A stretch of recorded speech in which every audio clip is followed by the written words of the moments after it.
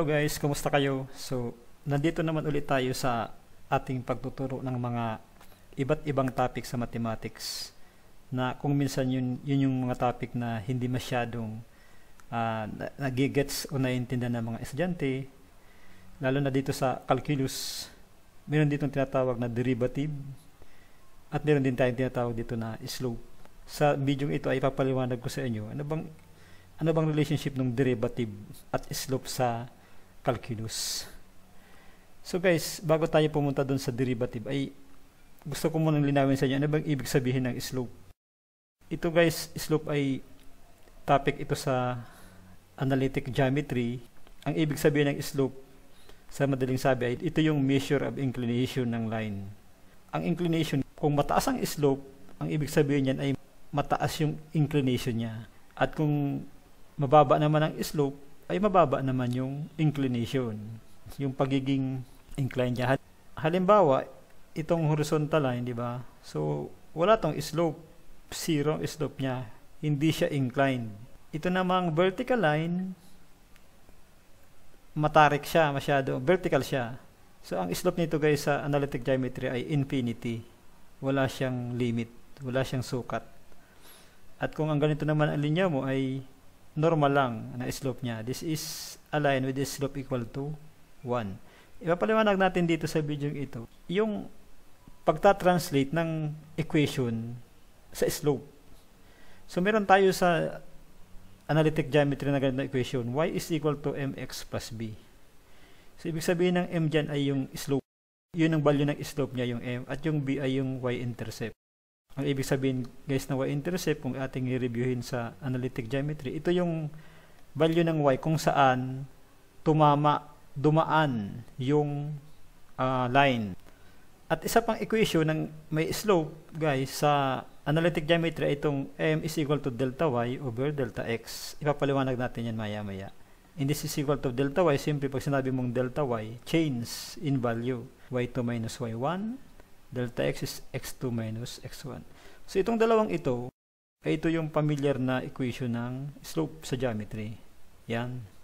At saka ito. Puntahan muna natin yung y is equal to mx plus b.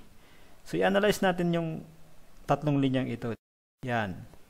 So itong unang linya sa gitna, ang equation niya guys ay y is equal to x. So kung makikita nyo naman, if x is equal to 1, y is equal to 1, di ba? Kaya y is equal to x. If x is equal to 2, ito, y is also equal to 2. So, tumatama siya sa ganun. And x is equal to 4, may kita naman, y is equal to 4. And so on.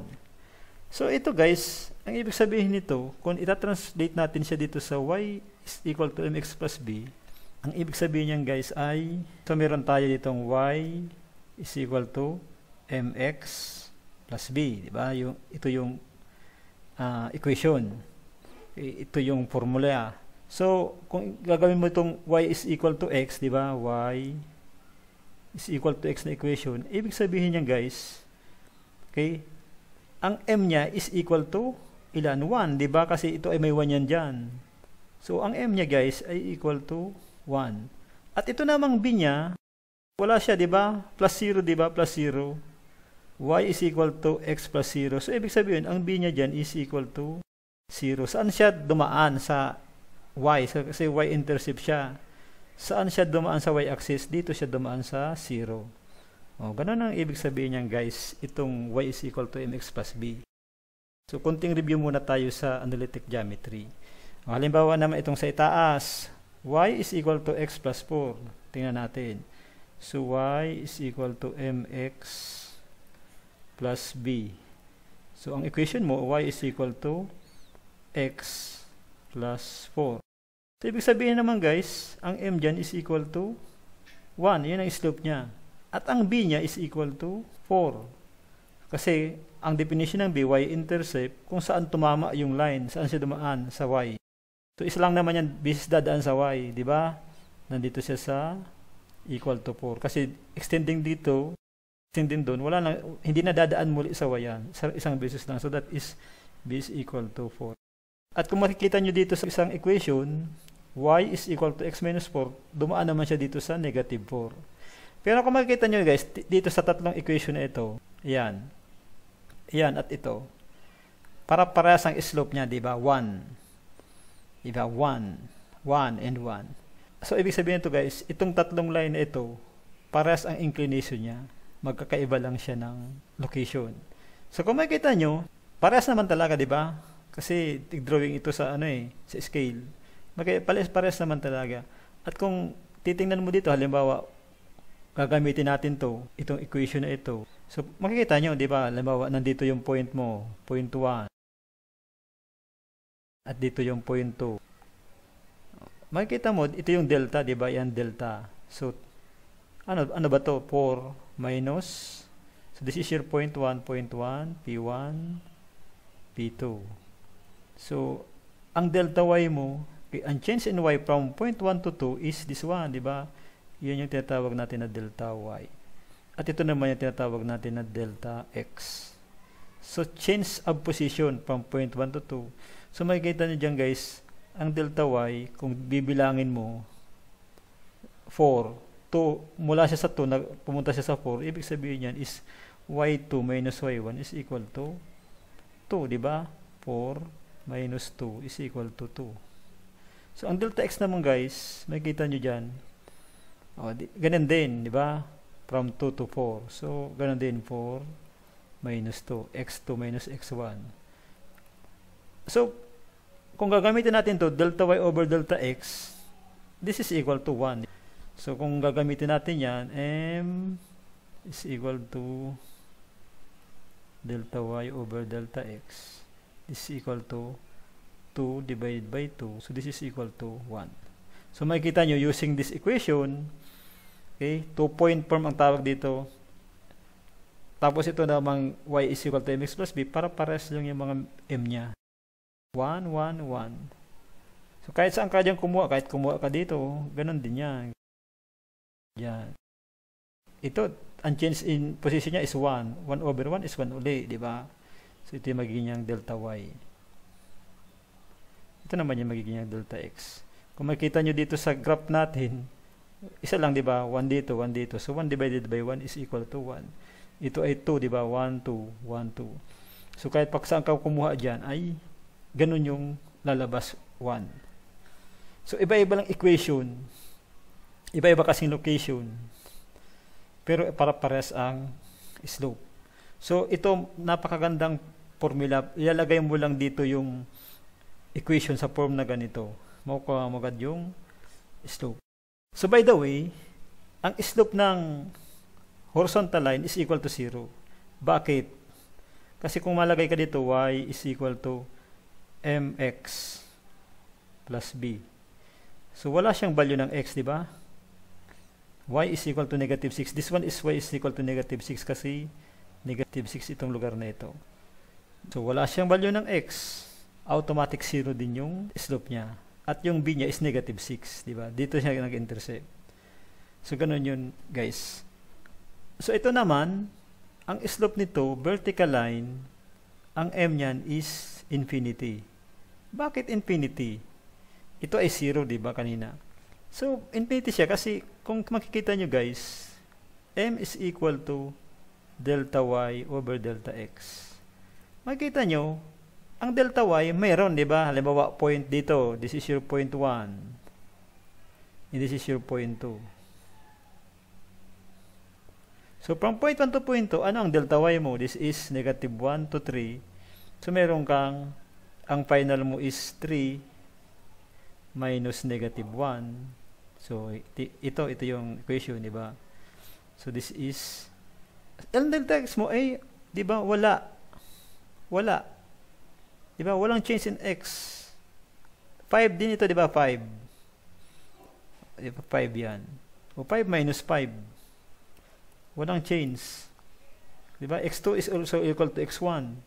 So, magiging siyang 4 divided by 0. Any number divided by 0 is undefined. Infinity yan guys. So, ibig sabihin yan guys, kaya yan naging infinity.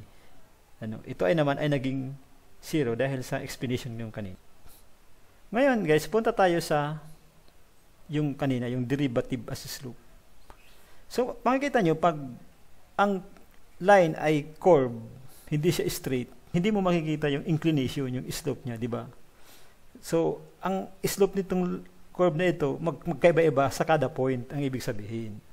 So, halimbawa, ang point dito, ibang slope dyan, iba din ang slope dito, iba rin ang slope dito. So, iba rin yung slope niya dito. Magkaiba-iba. Kasi nga, iba-iba yung direksyon niya. So, ngayon, sa derivative, meron tayong tinatawag na derivative as slope. Ang ibig sabihin nito, yung derivative is equal to slope. So, paano nangyari? So, paliwanag ko muna sa inyo yung derivative. So, nagkaroon tayo ng derivative, okay, by assuming that there are 2 points, di ba? Mayroon siyang point 1 and point 2. Okay. If you connect this by straight line, so ang tawag dito sa line na ito ay ito yung tinatawag natin na secant. Tatandaan nyo guys, secant line yan. A line that passes a curve in 2 points. Pag in-extend mo itong line na ito papunta doon, sa itaas, mapas siya dito sa point na itong 2 at point 1. Samantalang yung straight line, walang ganon, di ba? Kasi straight na siya dati. So, dito naman sa curve, ganito yan. Ngayon sa derivative guys, inilalapit yan dito. So, halimbawa yung point 2 mo, ilapit mo siya. So, halimbawa ito na yung point 2 mo. So, pag nilapit ko yung point 2 dito sa point 1, ang itsura niya na ganun. Diba? Ito na yung line. So, this is your point 2 prime. At kung ito ay ilalapit ko pa guys, ilapit pa uli natin. So, halimbawa, nandito na siya. Yan. Ito na yung tinatawag natin na point, nandito na yung point 2 natin, di ba? Point 2 prime. So makikita nyo, habang lumalapit itong point 2 sa point 1,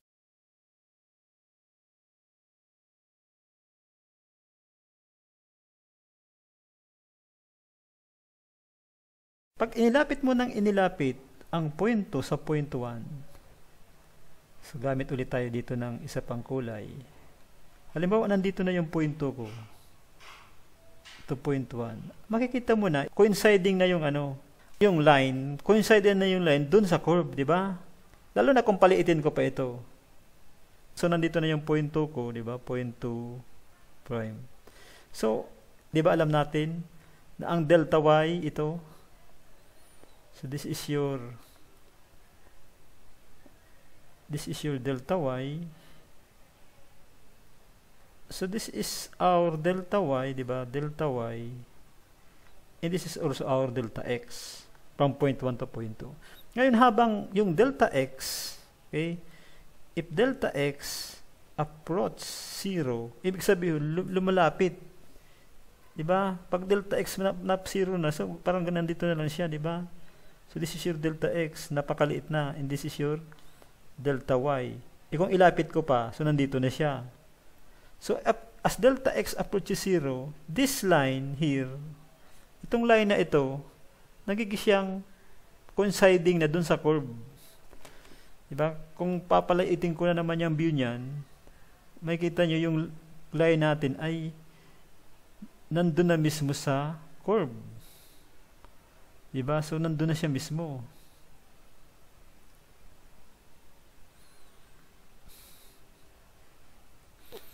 Diba? Parang hindi mo na makita, diba, dito? So, yan o, hindi mo na makita dyan. Yung line kanina na malaki. So, coinciding na siya dito sa curve. Okay. So, ibig sabihin yan, meron kasi tayong equation sa calculus na, di ba, ang derivative, dy over dx is equal to the limit of delta y over delta x as delta x approaches 0. Diba yun ang natin, yun ang derivative. Limit of delta y divided by delta x as delta x approaches 0. So pag siniro natin yung delta x, na-coincide na siya dun sa curve. Diba? Kahit pag-aano yung ka-curve, pag pinaliit mo yung delta x mo, yung line, this second line na ito, itong second line na ito ay na-coincide na siya dito sa curve. As we can see kanina, di ba? So, ang ibig sabihin dyan is, bakit naging slope ang derivative? Kasi nga dito, di ba? Kung makikita nyo kanina, ang slope is delta y over delta x, di ba? So, kung yung second line ay papalapitin mo as delta x approaches 0 na tinatawag, dito, slope will be equal to the derivative. Kasi bakit? This is the limit of delta y over delta x as delta x approaches 0. So, ito na. Mismo yung delta y over delta x, yung slope niya. So, halimbawa, itong equation na ito, pag kinuha natin ang slope niyan, diba? Meron tayo dyan, y is equal to x squared minus 2x plus 1. So, ito yung curve niyan, diba? Ito yung curve niyan. So, pag kinuha natin yung y prime niya, or the derivative, so this is by power formula 2x minus 2. So, this is your slope. Slope saan? Ang question, slope saan? At any given point. Siya ang itong derivative na ito, so itong tatandaan nyo, itong derivative na ito yung magdidefine ng slope niya kung nasaan yung value ng x at any point x or at any point xy coordinate. Pwede rin ganun. So, halimbawa, kung isosolve natin, halimbawa, ano ang slope niya at this, sabihin natin, at x is equal to 1. Ano ang slope niya? So, y prime is equal to 2 times 1 minus 2. Isa-substitute mo lang yan, guys, dito sa equation. So, this become equal to 0. So, nasaan yan? Di ba nandito yan? X is equal to 1. So, ibig sabihin, yung line dito, coinciding this curve. Di ba? Sa point na ito. This is a horizontal line. So, nagkataon na ito, ang line coinciding the tangent line. So, tangent siya. Guys, tangent siya kasi sa point na lang siya dumadaan, sa isang point. Ang tangent line, ang definition niyan, is a line passing through a single point on a curve. Okay? So, dito siya dumaan. So, ibig sabihin yan, meron tayo diyang horizontal line. Dito. So, alam naman natin, ang horizontal line, ang slope niyan is equal to 0. Paano naman kung nandito naman sa 2? Yan. So, ang tangent dito sa 2 ay pag ganito siya, di ba? So, kung makikita nyo, ang tangent line sa 2, more or less, sa point 2, pag ganito siya. Kasi ito, pag in-extend ko itong, pag in-extend natin to pag ganito yan, diba, paitaas. So, usually, ang tangent line dyan, guys, ay ganito ang magiging hitsura niya. Sa 2, so ganyan. Yan, guys. So, tangent siya sa 2. So, ano naman yung slope nitong tangent line sa point 2? Yan. Yan ang gamit nitong equation na y prime is equal to 2x minus 2. So, masubstitute ka lang dyan. Sumasubstitute ka dyan ng y at x is equal to 2. Y prime is equal to 2 times 2 minus 2. So, this is equal to 2. Yan. Ibig sabihin, ang slope nito ay 2. Ang pag sinabi mong ang slope ay 2, ang ibig sabihin niyan, guys, di ba delta y over delta x? So, kung dito natin ilalagay yan, di ba, ang delta y, di ba ito, ang delta x mo is 1. Yan, di ba? Ito yung 1, delta x equal to 1. So, ang katumbas naman niya na delta y, ang katapat niyan, guys, ay dapat 2. Diba? 2 units, 1, 2. So, this is your delta y equal to 2. Kasi naka-scale tayo. So, more or less, ang line mo ay ganito. ganyan ang line mo. Right. So ito, hindi lang natin na-scale kanina. Kung estimate lang, kaya hindi siya parehas nito. Pero kung i-draw mo yan ng accurate, okay, accurately, properly scaled, ganito ang itsura dapat yan. So makikita nyo, halos parehas na din siya. Kasi kinambahan lang natin yung pag-drawing nito. So ito yung straight line na ang slope niya is delta y divided by delta x is equal to 2. Ito yan. Yan. Ito yan. Itong sinolve natin yan. Diba? Yan ang sinolve natin kanina. Ito yan. Ito yung sinolve natin kanina. Y prime is equal to 2. So kung ibig sabihin nito guys, kung saan ka kumuha, tatandaan mo lang tong equation na ito. Kung saan kang point na kumukuha ng slope, then doon yung makukompute mong slope ng tangent line. So meron tayong, di ba meron tayong equation na ang y prime nito is 2x minus 2. So tatandaan. So halimbawa naman, dito ka kukuha. So drawing ka dito ng tangent line. And check kung ano ang value, di ba? So draw tayo ng tangent dyan sa point na yan. So more or less, parang ganyan ano? Tangent, passing through that point. So dito, i-check natin, ano ba tong value nito? This is equal to 1.5. So x is equal to 1.5. Ito nandito, nasa gitna siya ng 1 and 2. So kukunin natin yung value. So y prime is equal to 2 times 1.5 minus 2. So this is equal to 3 minus 2. So this is equal to 1.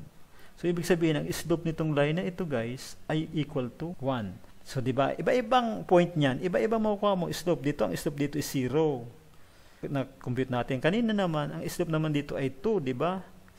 Dito naman to dito ay 1. So at any point guys, makukuha mo. Halimbawa naman dito naman tayo. This is, so the tangent line that will cross that point more or less, maaring ganito naman, di ba? Yan. So ano naman ang slope nito? So you just substitute. So y prime is equal to 2x minus 2, the derivative of this equation. So substitute that. That is 2. Ano bang value ng x dyan? So x here is 0, 1. So nasa gitna siya. This is 1/2. So you just substitute 1/2 minus 2. So this is equal to 1 minus 2. So this is equal to negative 1.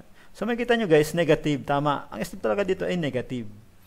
Kasi going from left side, going down to the right, negative yan. Kahit i-check nyo yun sa analytic geometry. Ganun ang slope. Pero paras ng value nito, di ba, 1. Ito kasi, paras siya ng point, halos magkatapat. Ang magkaiba lang dito ay yung inclination niya. Ito ay going to the right, paitaas. Ito ay going to the right, from your left, going to the right, paibaba. Kaya siya negative, ang slope. Pwede nyo i-check yan dun sa analytic geometry, yung tungkol yan. So yun guys, ang ibig sabihin ng derivative at slope. So kung ang kinukunan mo ng derivative ay straight line, halimbawa, punta tayo dito, uli, kunin mo yung derivative ng y is equal to x plus 4. So y prime is equal to, anong derivative ng x1, di ba? So, tama tayo, di ba? Di ba kanina na-solve natin, ang slope nito ay 1, kung inyong makikita. So, i-apply mo yan. Dito, dahil wala na siya ditong variable na x, di ba? Sa derivative niya, kasi straight line siya, makikita nyo, kahit saan ka pumuntang point, para-paras lang ang slope. Dito 1 din ang slope, dito 1 din, dito 1 din. Ganyan ibig sabihin nito kasi wala na siyang, hindi na nagbabari, wala na yung variable na x. So ang makikita niyo dito guys, ang slope ng line, ang derivative ng linear equation, okay, is always constant. Kasi wala naman siya, hindi naman siya squared, hindi naman siya cube. Any linear equation, the derivative is constant. Kung anong constant yan, nakadepende sa inclination ng line. Ganun guys. Halimbawa, ito. Ano ang derivative nito? Y prime is equal to, ano ang derivative ba nito? Ng constant? 0, di ba? O di ba, makikita nyo dito, ang slope niya is 0. Napatunayan natin yan kanina sa umpisa ng video. So ganun guys ang ibig sabihin ng derivative in slope. Sana ay naintindihan nyo, at kung hindi nyo naintindihan ay sana panuorin nyo na lang uli itong video. So dito makikita natin dito, di ba? Yung na-compute natin na slope is always 1 for the line, di ba? Para sa nung na-compute natin kanina dun sa ano. At ito naman ay 0 ang slope niya. Kasi nga 0, wala namang x dito. Mas 0 din yung m niya. So ganun guys ang derivative of slope. Medyo mahirap talaga siyang intindihin. Okay, pero pinipilit kong ipaunawa yan sa mga nanonood, sa mga gustong matuto ng algebra, calculus, analytic geometry, pinagalo-alo dito sa topic na ito. So yun muna guys. Salamat.